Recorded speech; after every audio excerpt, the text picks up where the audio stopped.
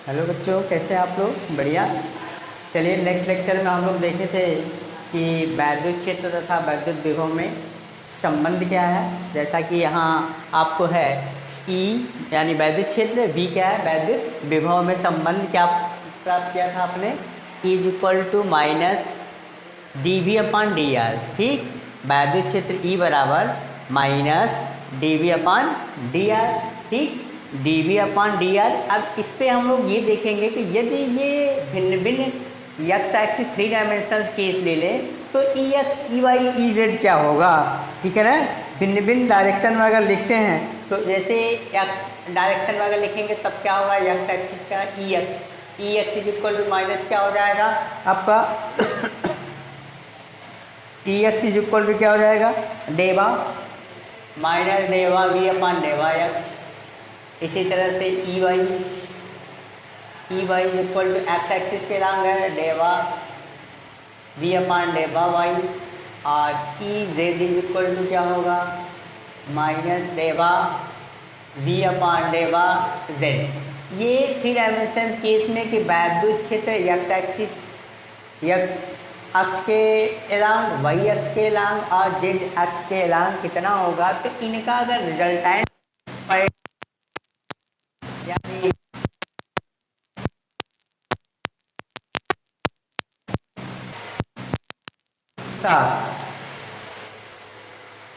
परिणामी तीव्रता क्या होगा, =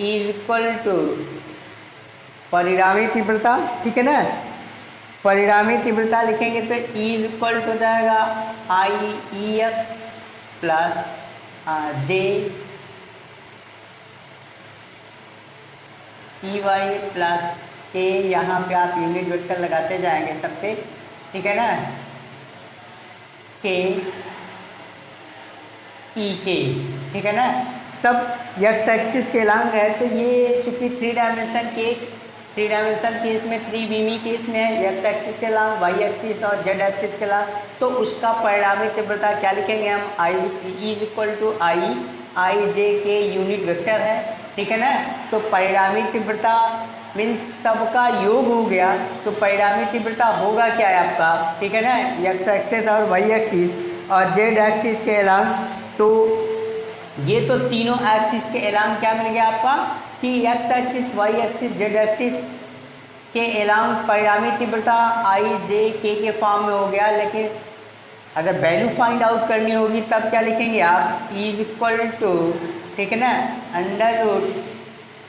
जैसा आप निकालते हैं वेक्टर फॉर्म में तो क्या हो जाएगा, यहाँ पे परिणामी तीव्रता EX² plus EY² plus EZ²। ठीक है ना, E ये परिणामी तीव्रता आ गई 3 डायमेंशनल केस की। ठीक है ना, तो इसके अकॉर्डिंग यहाँ हमने अगर ये वैल्यू देखें तो यहाँ से अगर हम वैद्युत क्षेत्र के किसी दो बिंदुओं के बीच में अगर हम कहें कि किसी वैद्युत क्षेत्र में किन्हीं दो बिंदुओं के बीच, किन्हीं दो बिंदुओं के बीच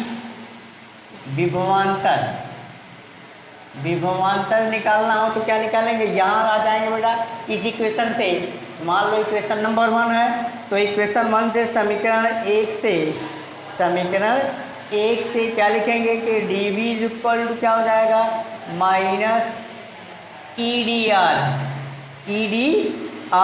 अगर ये वेक्टर फॉर्म में लिखते हैं आप तो यहाँ वेक्टर फॉर्म लगाते हैं आप, वेक्टर फॉर्म में हो जाएगा क्योंकि वो किसी एंगल के अकॉर्डिंग होगा, तो ERDR हो जाएगा इस तरह से। तो ये dV को क्या लिख सकते हैं कि दो बिंदुओं का विभव ये है, तो यहाँ हम लिख सकते हैं इसे कि dV यानी अकॉर्डिंग टू कैलकुलेशन में हम कैसे कर सकते हैं, गणना कैसे निकाल सकते हैं।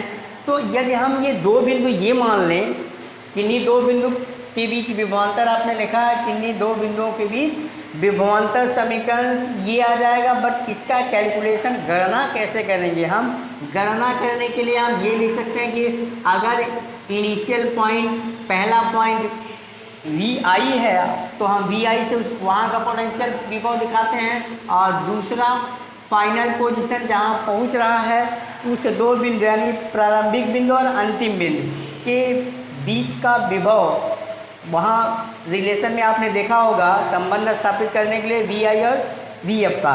तो ये डी वी इक्वल हो गया। अब यहाँ वैल्यू निकालेंगे तो कहाँ से कहाँ तक निकालेंगे, समाकलन कर देते हैं आई से एफ तक, आई से एफ तक। ये हो गया ई डी आर, क्या हो गया बेटा, ई डी आर, ठीक है ना।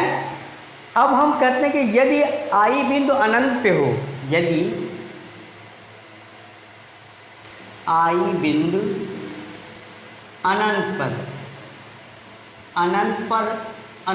हो, आई बिंदु अनंत पर हो तो आई इक्वल क्या हो जाएगा, यानी वहाँ पे विभव कितना होगा, आई बिंदु अनंत पे हो तो विभव उस बिंदु पे विभव कितना होता है, विभव 0 होता है, विभव शून्य माना जाता है, शून्य माना जाता है, यानी वी आई 0 हो जाएगा, ठीक है ना, वी आई 0 हो जाएगा। यहाँ माइनस साइन है आपका ये, ठीक, वी आई 0 हो जाएगा तो वी एफ बचेगा, इसका मतलब दोनों तरफ से माइनस साइन कैंसिल हो जाएगा। क्या बच सकता है आपका, वी आई 0 होगा, ठीक, वी आई 0 होने का मतलब कि यहाँ वैल्यू कितना आ जाएगी आपकी,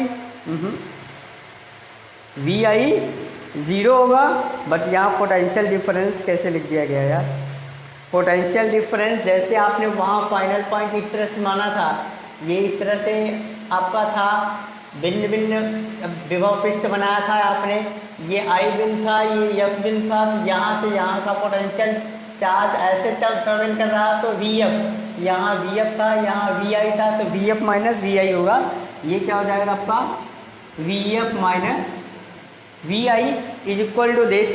तो यहाँ वैल्यू क्या हो जाएगी बेटा, वी आई तो 0 हो गया, बच जाएगा आपका V F is equal to V मान लेते हैं, V F is equal to क्या होगा, वी, ठीक है, V F is equal to V हो जाएगा, तो वी इज इक्वल टू क्या मिल जाएगा आपका, माइनस इंटीग्रेशन यानी समाकलन इन्फिनिटी टू कहाँ तक हो जा रहा है, एफ तक ना, infinity, I is equal to infinity मान लिया यहाँ पे अनंत पे, तो V F is equal to क्या हो गया, V is equal to minus infinity अनंत से एफ तक ई डॉट डी आर, कितना हो जाएगा आपका, ई डॉट डी आर, ये हो गया जो है पोटेंशियल, जब हम आई बिंदु अनंत पे मान लेते हैं तब उसका विभव हो गया। तो यहाँ आप देख रहे हैं क्या कि पहले वैद्युत क्षेत्र ई तथा बी में संबंध, पिछले लेक्चर में आपने इसका डेरिवेशन सीखा, वो आ गया। अब यहाँ पे वो लेक्चर यहाँ तक हुआ था, इसके बाद वाला जो टॉपिक है हम ये देख लिए कि 3 डायमेंशनल केस में, अगर त्रिविमी केस में देखें तो एक्स एक्सिस के अलॉन्ग, वाई एक्सिस और जेड एक्सिस के अलॉन्ग इसका जो है विभव क्या होगा, ये डेबा जो लगा हुआ है ये पार्शियल यानी आंशिक रूप से डिफरेंशियल है, अवकलन है, उसको डेबा पढ़ते हैं ये, तो डेबा एक्स ये होता है डेल। अगर सबको हम नोट करते हैं तो ये हो जाएगा, अगर ऐसे कंडीशन में परिणामी तीव्रता, अगर इसको हम सबको जोड़ते हैं तो यहाँ बेटा इस तरह का भी लिखा जा सकता है, यहाँ डेबा कॉमन लेने के बाद, यानी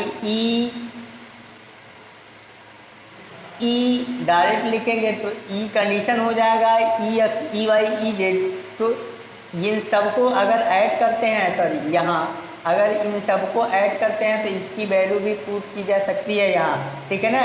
तो ये डेवा के स्थान पे हम डेल लिख सकते हैं, डेल वी के स्थान पे आप डेल वी के स्थान पर लिख सकते हैं। डेल का मतलब होता है डेबा अपान x, डेबा upon y, sorry डेबा upon y और डेबा अपान जेड। तो जिसके साथ ये डेल ऑपरेटर लग जाता है उसके साथ ये पार्शियल अवकलन हो जाता है, ठीक है ना। तो वहाँ अगर आप बायो के हैं तो सिर्फ ये सिंबल याद रखिए, अगर मैथ के स्टूडेंट हैं तब वो आप वो सीखेंगे ही, कोई दिक्कत नहीं है, आप वो समझ रहे होंगे। तो इसके द्वारा ये परिणामी तीव्रता हम 3 डायमेंशन केस में यानी त्रिविमी केस में हम ये इस तरह का निकाल सकते हैं। और किसी वैद्युत क्षेत्र के किन्हीं दो बिंदुओं के बीच विभवांतर निकालना हो वैद्युत क्षेत्र में, बाकी तो आप जान ही रहे हैं कैसे निकाला जाता है विभव में, उसके पहले वाले लेक्चर में। तब यहाँ से हमने डीवी की वैल्यू यानी डिफरेंशियल यानी पोटेंशियल डिफरेंस विभवांतर निकालना है, यहाँ से कैलकुलेट करके माइनस ई डी आर, ठीक है ना।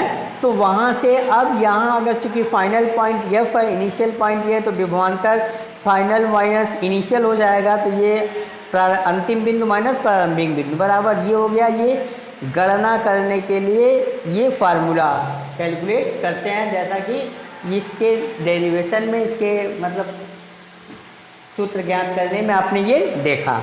अब हम यहाँ आई बिंदु को अनंत पे मान लेते हैं, तो आई अनंत पे है तो अनंत पे विभव क्या माना जाता है, शून्य माना जाता है, यानी वी आई इक्वल टू क्या हो जाएगा, 0 हो जाएगा। यहाँ लिख दिया गया है इस नाते वी आई 0 हो गया, तो यहाँ बचा वी एफ को मान लेते हैं वी, तब आ जाएगा ये। अब इस पे न्यूमेरिकल देख लेते हैं। न्यूमेरिकल क्या होता है आपका, जैसे आंकिक प्रश्न एक देख लेते हैं तब आपको क्लियर हो जाता है क्या है कैसे है, ठीक है ना। आंकिक प्रश्न एक देख लेते हैं। यहाँ एक आंकिक प्रश्न हम लेके आ रहे हैं, जैसे मूल बिंदु से यक्ष दूरी पर क्वेश्चन है आपका, ठीक है। ये क्वेश्चन है आपका मूल बिंदु से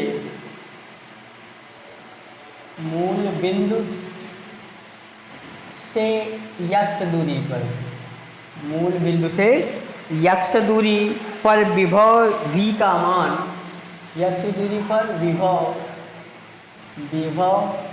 v का मान v इक्वल टू 4x² है। कितना बेटा, 4x² है।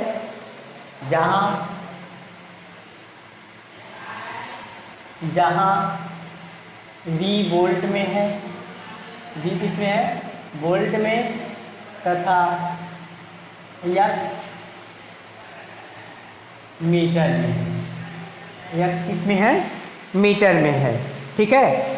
तो ज्ञात करना क्या है, मीटर में है तो x is equal to 2 meter पर, x इक्वल टू 2 मीटर पर, क्वेश्चन पहला है आपका 2 मीटर पर क्या निकालना है, निकालना है आपको 2 मीटर पे विभव वैद्युत क्षेत्र की तीव्रता, विभव निकालना है। दूसरा क्वेश्चन है वैद्युत क्षेत्र की तीव्रता निकालनी है, वैद्युत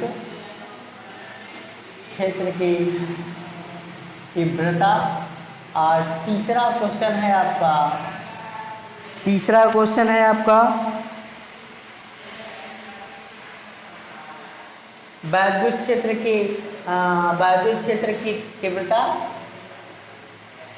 ऐसे लिख लीजिए वैद्युत क्षेत्र की तीव्रता का परिमाण और तीसरा है दिशा ज्ञात कीजिए, दिशा ज्ञात कीजिए, ठीक है ना। काम लिखते हैं सॉल्यूशंस यानी हल, ठीक है ना। तो दिया है पहले नोट करते हैं, क्या नोट करते हैं, दिया है नोट करते हैं ना। क्या क्या दिया है, दिया है पोटेंशियल हमारा, क्या दिया बेटा, पोटेंशियल दिया है v इक्वल टू 4x² ना, 4x²। तो पहला क्वेश्चन है आपका कि x is equal to 2 meter, x is equal to 2 meter पर विभव निकालना, तो 2 मीटर पे विभव v इज इक्वल टू क्या मान लेते हैं, यहाँ 4 इंटू एक्स के स्थान पे 2 पुट कर देते हैं, 2 का स्क्वायर हो जाएगा, तो 4 इंटू 4 हो जाएगा, इज इक्वल टू कितना हो गया, 16 वोल्ट, 16 वोल्ट से आ गया, ठीक है, पहला क्वेश्चन। दूसरा क्वेश्चन आपसे कहा है, दूसरा क्वेश्चन आपसे कह रहा है कि वैद्युत क्षेत्र की तीव्रता ज्ञात कीजिए। क्या निकालना है आपके, वैद्युत क्षेत्र की तीव्रता निकालना है। तो वी नो दैट, हम जानते हैं, क्या लिखेंगे, हम जानते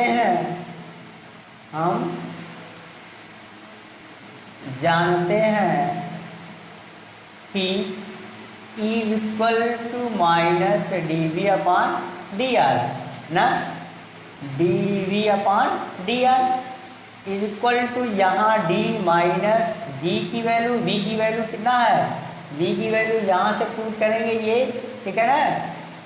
तो ये हो गया आपका 4x² बड़े कितना हो जाएगा, क्योंकि अब डी आर है तो x के फॉर्म में है तो ये r के स्थान पे हम dx पुट करेंगे, ठीक है। क्योंकि डिस्टेंस वहाँ r लिया गया था, यहाँ x है, इस नाते r के रिस्पेक्ट में क्योंकि डिस्प्लेसमेंट माने थे आप, तो यहाँ r के स्थान पे क्या हो जाएगा, x हो जाएगा, तो वो dx हो जाएगा, ठीक। चलिए तो इसका कैलकुलेशन डिफरेंशियल करेंगे, तो डिफरेंशियल करेंगे तो क्या आ जाएगा आपका, डिफरेंशियल का फार्मूला ये होता है कि d ऑफ dx x के पावर n ना, इसका करते हैं तो n साइड में आता है, एक पावर घट जाता है, ठीक है ना, ये होता है। तो यहाँ जो करेंगे तो 4 तो साइड में ही आएगा पहले से, इसके बाद जो पावर है वो भी आ जाएगा, यानी 2 और एक पावर इसमें से घट जाएगा, जैसा कि वहाँ लिखे हैं। ये हो गया आपका डिफरेंशियल, यानी ये आ जाएगा कितना, -8x, लेकिन x is equal to 2 meter पे निकालना है, कितने पे निकालना है, जब x बराबर कितने पे निकालना बेटा, जब x बराबर 2 मीटर है ना, तो क्या हो जाएगा, v इज इक्वल टू ई की वैल्यू कितना आ गई, यानी -8 × 2, ये कितना हो जाएगा 16, कितना आ गया, वोल्ट पर मीटर, क्या आ जाएगा, वोल्ट पर मीटर। ये वैद्युत क्षेत्र की यूनिट होती है वोल्ट पर मीटर, कितना आ गया 16 वोल्ट पर मीटर। अब अगली बात है कि दिशा क्या होगी इसकी, अरे सॉरी माइनस साइन यहाँ छूट गया है, माइनस साइन भी रहेगा आपका, ये माइनस आ रहा है। तो अब इसकी दिशा क्या होगी, दिशा का मतलब होता है कि जैसे आप एक्सिस बनाते हैं तो ये हो गया, यानी एक्स एक्सिस, ये x है, ये x डैश है ना, और इधर आपका y है और इधर आपका y डैश होता है। तो यदि धनात्मक मान होता ये तो हम कहते हैं कि x अक्ष के धनात्मक दिशा में है, तो यहाँ लिखेंगे e की दिशा है x अक्ष के ऋणात्मक दिशा में है, e की दिशा x अक्ष के धनात्मक सॉरी x अक्ष के ऋणात्मक, यहाँ से इधर ले रहे हैं तो x अक्ष के ऋणात्मक दिशा में होंगे, x अक्ष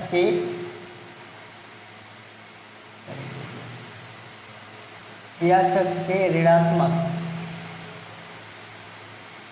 दिशा में होगी, ठीक है, x अक्ष के ऋणात्मक दिशा में होगी।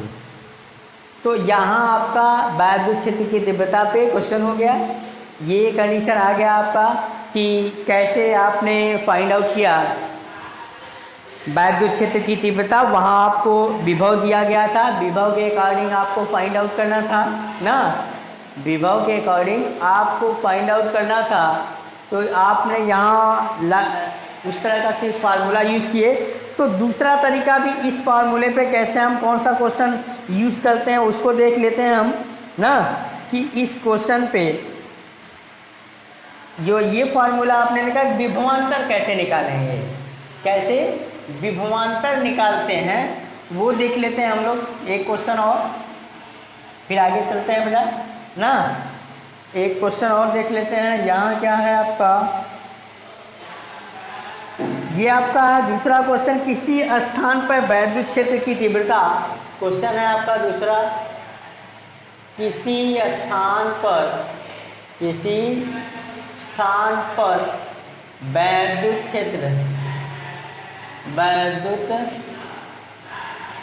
क्षेत्र की तीव्रता, वैद्युत क्षेत्र की तीव्रता E बराबर 1/x²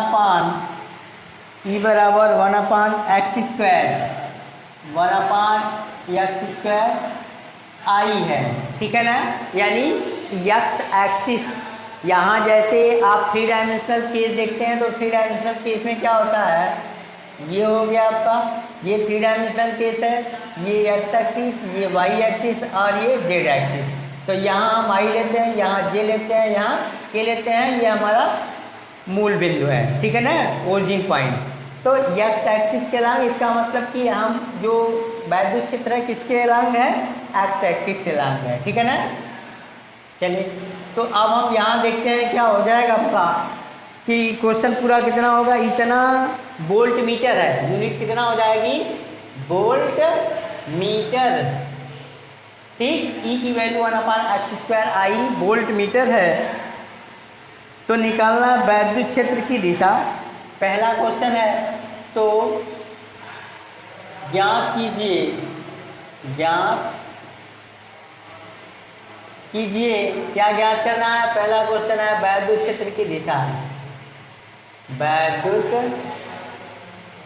क्षेत्र की दिशा, ठीक। दूसरा क्वेश्चन है इसी में बेटा, वैद्युत क्षेत्र एक समान है या असमान है, निकालना है वैद्युत क्षेत्र, वैद्युत क्षेत्र एक समान है, एक समान है या एक समान है या असमान है, असमान है, ठीक। कहेंगे सर ये तो आप जो फार्मूला बताए थे उसके अकॉर्डिंग नहीं हो रहा, सब उसी पे है बेटा, देख के अभी बताते हैं हम। अगला क्वेश्चन है इसी में, तीसरा, अनंत पर वैद्युत विभव शून्य मानकर, तीसरा क्वेश्चन है, देखो उसी से थोड़ा सा मिलान कर रहा है, अनंत पर विभव शून्य मानकर, शून्य मानकर x = 2 पर, x = 2 मीटर पर विभव ज्ञात कीजिए, विभव ज्ञात कीजिए, ठीक है ना। आ जाते हैं सॉल्यूशन पे हम, यानी यहाँ दिया क्या है वो पहले नोट करते हैं हम ना, दिया क्या है वो नोट करते हैं, ठीक है ना, इसके बाद हम निकाल लेते हैं। तो यहाँ वैल्यू है क्या, पहले दिया क्या है, ई दे दिया है आपको, क्या दे दिया है, ई दे दिया है, नोट करिए यहाँ पे दिया है, दिया है ई = 1/x² आई ना, ये दिया है। तो पहले दे रहा है, तो पहला क्वेश्चन क्या है, पहला क्वेश्चन वैद्युत क्षेत्र की दिशा ज्ञात कीजिए, तो ई धनात्मक है, पहला क्वेश्चन हो जाएगा। यहाँ हम कैसे जान पाएंगे, ई क्या है, ई की वैल्यू ऋण लगा है, जैसे वहाँ आया था ऋण लगा था तो एक्स एक्सिस के ऋणात्मक दिशा में था, एक्स एक्सिस कैसे आप मान लिए, यहाँ देखिए एक्स एक्सिस चूंकि यहाँ एक्स के रिस्पेक्ट में था, इस नाते एक्स एक्सिस पे था, यहाँ भी एक्स के फॉर्म में है, इस नाते एक्स एक्सिस के अकॉर्डिंग होगा, इस नाते वाई एक्सिस हम नहीं लिखते हैं, अगर वाई होता तो वाई एक्सिस के अकॉर्डिंग लिखते, इस नाते यहाँ X axis, Y axis, Z axis से अलॉन्ग आपको लिखा गया था वैल्यू से, ठीक है। तो यहाँ कहेंगे ई का मान धनात्मक है, क्या लिख देते हैं, धनात्मक है, इसलिए ई की दिशा एक्स अक्ष के अनुदिश होगी, ठीक है ना, दिशा ही ज्ञात करना है ना, कि दिशा ज्ञात कीजिए, ई का मान धनात्मक है, इसलिए ई की दिशा, ई की दिशा एक्स अक्ष, एक्स अक्ष के अनुदिश होगी, ठीक है ना।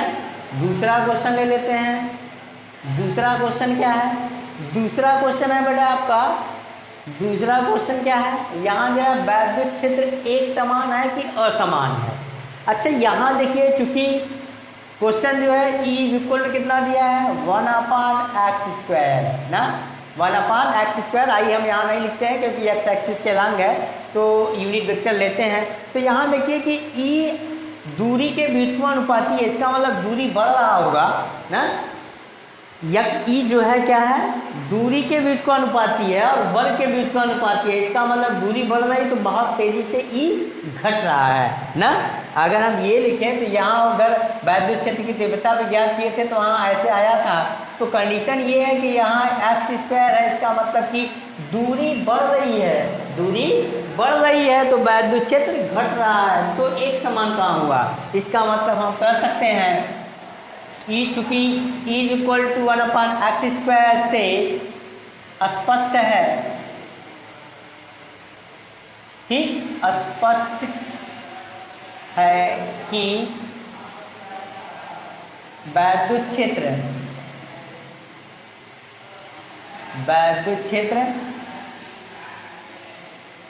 असमान है,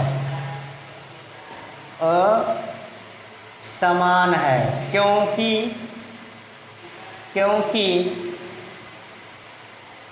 ई दूरी के साथ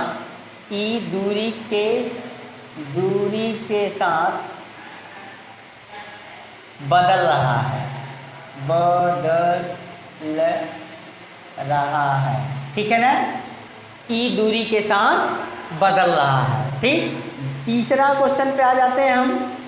तीसरा क्वेश्चन क्या है बेटा, तीसरा क्वेश्चन है अनंत पर विभव शून्य मानकर x बराबर 2 मीटर पर विभव ज्ञात कीजिए। तब लिखेंगे वी नो दैट, हम जानते हैं कि v इज इक्वल टू क्या था, अनंत से कहाँ तक था, अनंत से यप तक, यप कहाँ, x इक्वल टू 2, तो यहाँ x बराबर 2 हो गया, ई ना, ई डॉट क्या था, डी एक्स के फॉर्म में लिखेंगे ई डी एक्स, वैल्यू पुट कर देते हैं, चूंकि दोनों एक ही दिशा में है, इस तरह से cos थीटा नहीं है, इसको हम ऐसे भी लिख सकते हैं, कैसे, infinity to 2 E D X, ठीक है ना। इस नाते एरो हट गया क्योंकि ई और एक्स दोनों एक ही दिशा में है, तो cos थीटा होता है वहाँ थीटा इज इक्वल टू 0, तो cos थीटा cos 0 की वैल्यू क्या होती है बेटा, 1 होती है। इस नाते ये ई डी एक्स लिखा जा सकता है। अब ई की वैल्यू पुट कर दीजिए आप, इन्फिनिटी टू 2, ई की वैल्यू कितना, 1/x² है डी एक्स ना।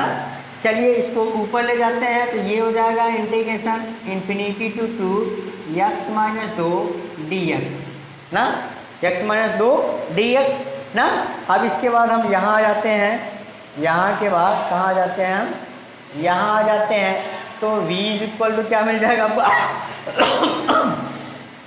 v इक्वल टू क्या निकला, यहाँ जो फार्मूला होता है आपका, ये फार्मूला क्या होता है बेटा, ये होता है इंटीग्रेशन x पर n dx, तो लिखते हैं आपकी x पर n + 1/n+1, ठीक है ना।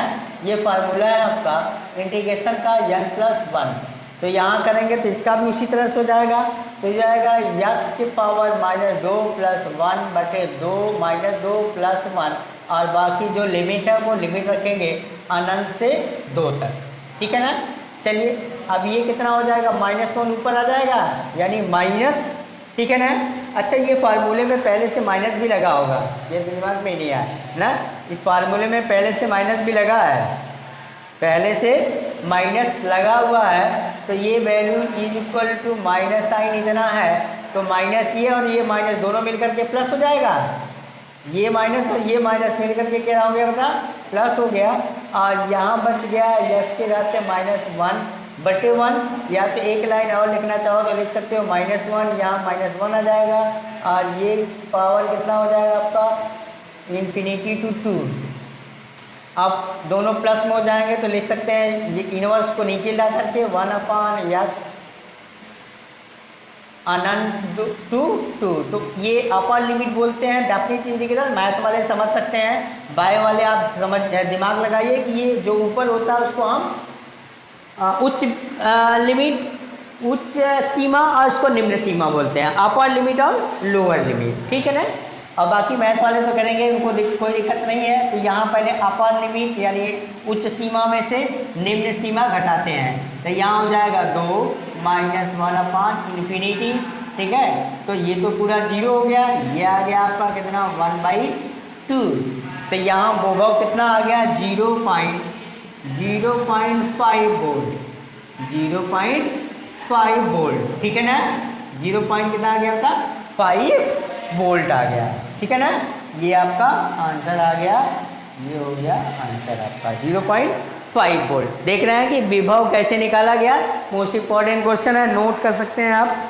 और कहीं समझने में दिक्कत हो तो फिर से आप कमेंट करके पूछ सकते हैं, कोई दिक्कत नहीं है।